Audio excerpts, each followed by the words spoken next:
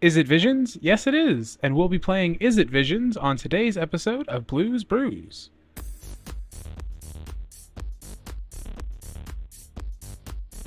So this deck is pretty straightforward, so we don't need to go over much, but I did want to highlight the core of the deck, and that's Ironcrag Pyromancer, Improbable Alliance, Fevered Visions, Howling Mine, and Fairy Mastermind. Improbable Alliance and Ironcrag Pyromancer both trigger when we draw our second card each turn, but one makes 1/1 flying tokens and the other deals 3 damage to something of our choice. This may not seem like much, but when combined with Fevered Visions and Howling Mine, we're able to trigger these abilities by letting them passively sit on the battlefield. They both work slightly differently, but they serve the same purpose. The issue is they're symmetrical, so we need to take advantage of cards that our opponents draw, and that's where Fairy Mastermind comes in, letting us draw cards when our opponent draws multiple cards in a turn themselves. It may not seem like much, but you'll see how good this is in the games. So let's not waste any more time and get started with the first match here. So we're on the play, and we keep starting things off with a Ketria Triumph and pass to the opponent. Opponent plays a Forest and passes back. We play a Spirebluff Canal and Howling Mine, then pass the turn. Opponent untaps, plays a Forest, and a Corian Beastcaller. So Beastcaller says that whenever you cast a creature spell, to put a +1/+1 counter on Beastcaller, and when it dies, to put its counters on another creature you control. On our turn, we play a Spirebluff and pass back, holding up Archmage's turn. Then our opponent untaps, draws with Howling Mine, then plays a Kajuro Seed Sculptor, which just puts a +1/+1 counter on something else. Opponent attacks and passes the turn. End step, I almost played the Archmage's Charm, but decided to hold on to the more versatile counterspell for the time being, and I cast Double Opt instead. The first one finds an Improbable Alliance, and I like that, and the second one scries a Triumph to the bottom and draws a Fairy Mastermind, another card that I like to see. We untap and draw Ironcrag Pyromancer, all the goodies here right in a row, and a Steam Vents. I dropped the Stormcarved Coast and played the Pyromancer. Here I was supposed to hold up the Consider, but I was thinking I hadn't drawn my second card yet, so I fired it off to try and blow up the Beastcaller. As you can see, I was slightly confused when it didn't trigger. Opponent draws, then just goes straight to attacks, no blocks, don't want to risk getting blown out by a random pump spell. Opponent does nothing and discards to hand size. Wow! It would seem they are missing land drops, however, so that's kind of expected. We untap, and this time the Pyromancer triggers, so now I get to kill the Beastcaller, which puts its counters on the Seed Sculptor. After that, I play an Island, drop Improbable Alliance, and pass the turn, holding up another Archmage's Charm.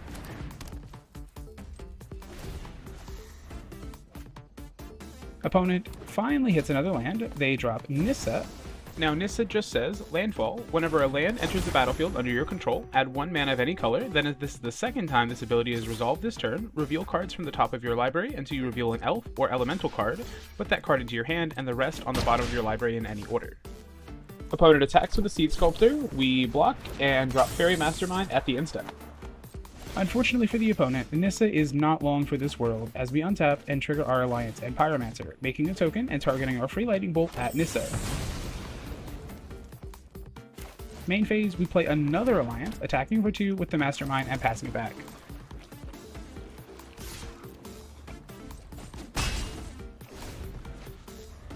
Opponent draws their first card, but decides to play a Blinding Fog during their draw step. I'm not sure what our opponent was trying to accomplish here, but I'm going to give them the benefit of the doubt and say they misread the card.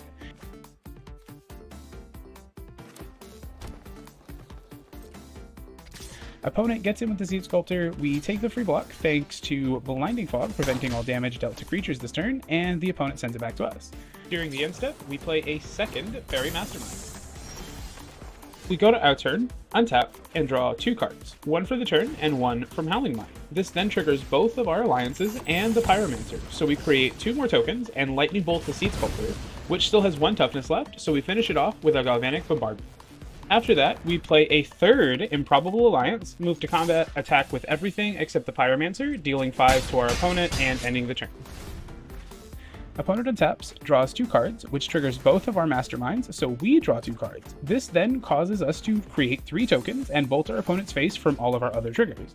And we drew another Pyromancer. I really don't see mono green opponent getting out of this here. Opponent plays an Imperious Perfect, and I wanted to counter it, but I thought it would be better to let it resolve, use the Charm to draw cards instead, and bolt the Perfect on the draw step. And the first half of this plan went just as intended, but then our opponent had enough and just scooped. Game 2, opening hand is pretty solid. We have double Opt and double Howling Mine. Let's hope our opponent isn't on anything too crazy and we can draw plenty of cards to get stable. We're on the play, and we keep, starting things off with a tapped Steam Vents and pass the turn. Opponent plays a Forest into an Arboreal Grazer. So Grazer is just a 1-mana 0/3 that puts a land into play tapped when it enters the battlefield. So off of that ability, they play a Hall of the Storm Giants and pass it back to us. We play an Island into Howling Mine. We don't have any payoffs currently, but the extra cards that we draw should help us find something soon. Opponent plays a Plains and drops an Uro, which says they get to gain 3 life and draw a card and put another land into play, and then it sacrifices itself to its own ability because it wasn't escaped. We untap, draw 2 cards, play a Spire Bluff Canal untapped, and pass the turn, holding up Archmage's Charm.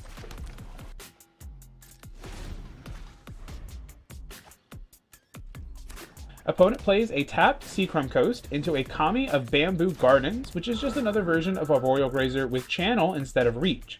Opponent drops a land and passes the turn. End step, we cast Opt, putting a land to the bottom of the library and drawing Fairy Mastermind, which we then immediately play.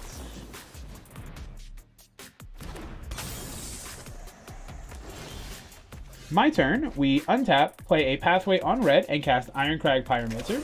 This time, we actually hold up the Opt since we can cast it on our opponent's turn after Mastermind triggers and get to bolt something. Nothing else we can do currently, so we pass the turn. Opponent untaps and plays a Field of the Dead. Oh boy, now we know what all they're up to. And a Primeval Titan. What? Primetime grabs 2 more Field of the Deads, and now they've got full control of the game. And this is why I'm showing you this game. As strong as this deck was in Game 1, it really struggles against degenerate decks like Primetime here. End step, we fire off an Opt and draw an Improbable Alliance and shoot down the Arboreal Grazer with our trigger.